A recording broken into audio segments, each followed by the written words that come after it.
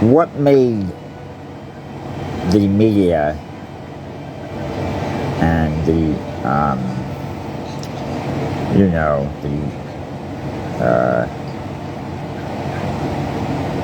powers that be, to quote age-old proverbs, what made them have it out for the king of pop, Michael Jackson?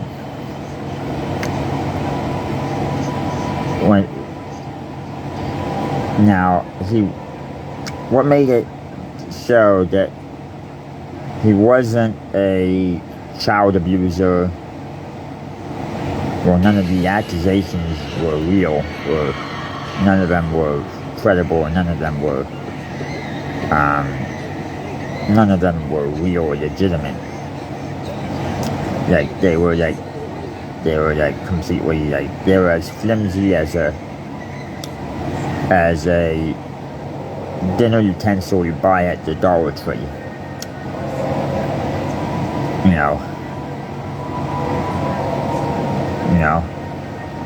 What made... Could it be his time and his phone calls he had with Princess Diana? Now, it involves Princess Diana.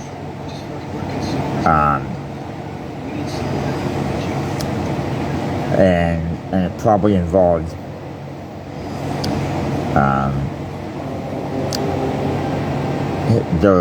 he being a witness to AIDS mishandling in this government and the UK government. And he was calling Princess Diana of Wales 300 times in his life. He called her 300 times. They exchanged phone calls 300 times, and some of the phone calls could have lasted hours. Some of the phone calls could have lasted hours, like 2 hours or more. And some of the phone calls could have been really heavy stuff. Like really earth-shatteringly heavy stuff of what he knew. What did Michael Jackson know? And what did he know? And what did he understand? And what did he understand about the system? And what it does to children? Because, AIDS, this was the time of when AIDS was affecting children. This was a time of when AIDS basically was like the social media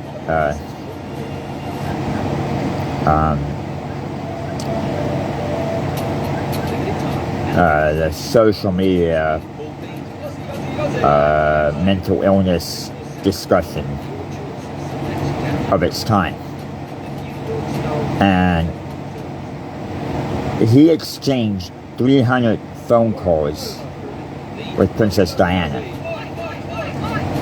That's the fourth in line to the throne.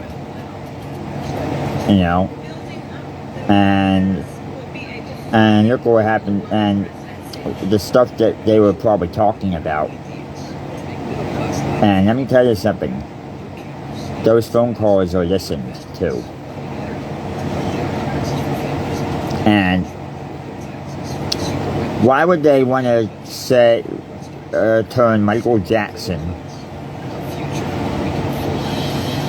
into Wacko Jacko?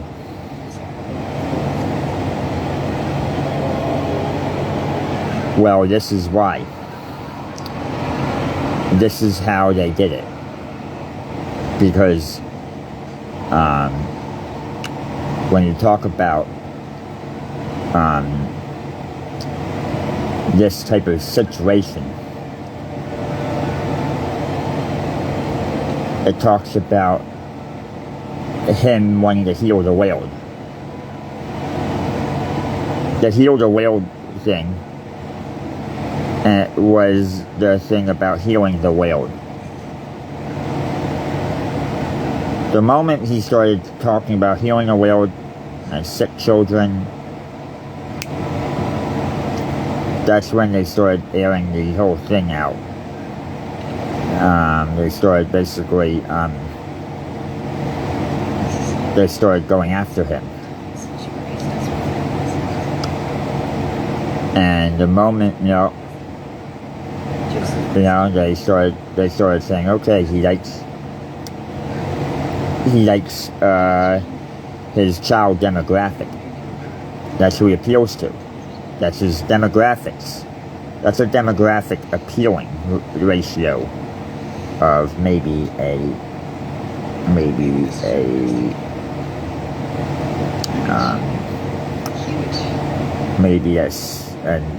9 to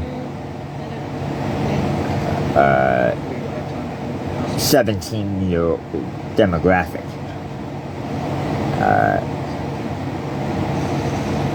And it involved him being a witness to heavy stuff, real heavy, like the most heaviest stuff that you could imagine,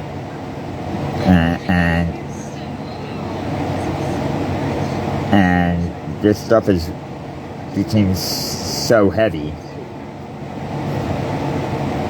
that they needed to say, okay, let's use his child demographics. Let's start using his child demographics, and because he never had a childhood. He never had a childhood. He never really did anything to have such wrongful stuff happen to him. This is why. Him being a witness to heavy-handed stuff in the UK, and I'm sure it would probably, this could come out, this could be like, this could be a thing that basically was the reason. This is the reason why they basically they went after him. They said, okay, he likes keep children and parties at Neverland, and okay, let's basically roll out these dozen or half a dozen children. Let's basically use these people to our advantage. These kind of like what Matthew and Peter did to Jesus, type of way. Let's go and say, let's not do this anymore.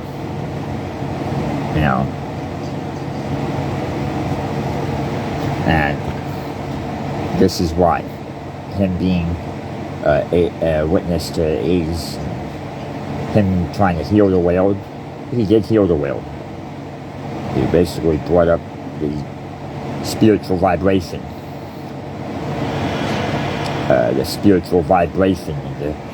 the celestial wavelength, and kids and teens, me included. I looked at him as like, this guy is like my stew heart.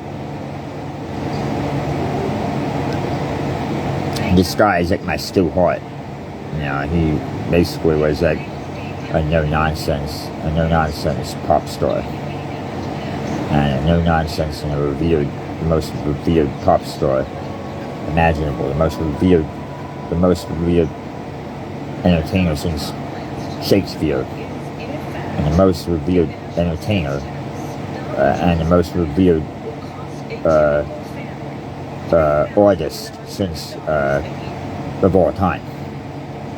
You know, he and this is my critique take on it, and this is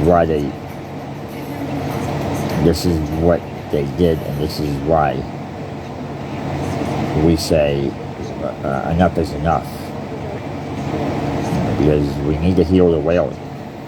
By healing the world, heal the world of the sickness and evil. Heal the world of debauchery and sin. And this is why I think